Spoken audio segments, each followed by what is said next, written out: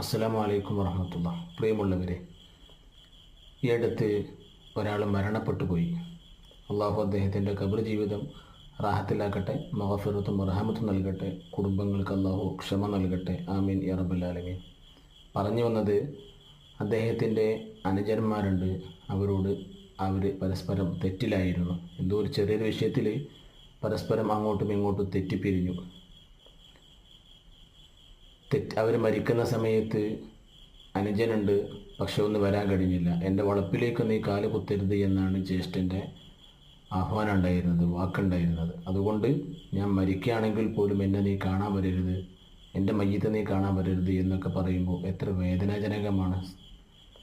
പിന്നെ സുഹൃത്തുക്കളെ, മനുഷ്യന്മാർ നമ്മൾ പരസ്പരം എല്ലാവർക്കും ദേഷ്യവും ഈഗോ കൊണ്ട് എല്ലാ മനുഷ്യന്മാർക്കും, ലോകത്തുള്ള എല്ലാ മനുഷ്യന്മാർക്കും ഈഗോ ഉണ്ട്.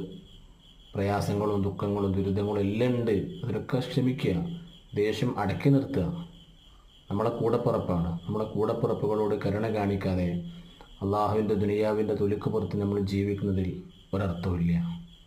ആയതുകൊണ്ട് നല്ലവരായി ജീവിക്കുക. എപ്പോഴാണ് അസ്റാഈൽ അലൈഹിസ്സലാം റൂഹ് പിടിക്കാൻ വേണ്ടി അള്ളാഹുവിൻ്റെ കൽപ്പനയോട് വരുന്നത് നമുക്ക് പറയാൻ കഴിയില്ല. ഏത് സമയത്ത് നമ്മൾ മരിക്കാം. മരിക്കുന്ന സമയത്ത് ഈമാനോടുകൂടി മരിക്കണം. അള്ളാഹു തൗഫീഖ് നൽകട്ടെ. നമുക്ക് ഏറ്റവും വലിയ ആഗ്രഹങ്ങൾ എന്താണെന്ന് ചോദിച്ചാൽ ഒരുപാടുണ്ട്. പക്ഷേ ഏറ്റവും വലിയ ആഗ്രഹം നമ്മുടെ എന്തായിരിക്കണം?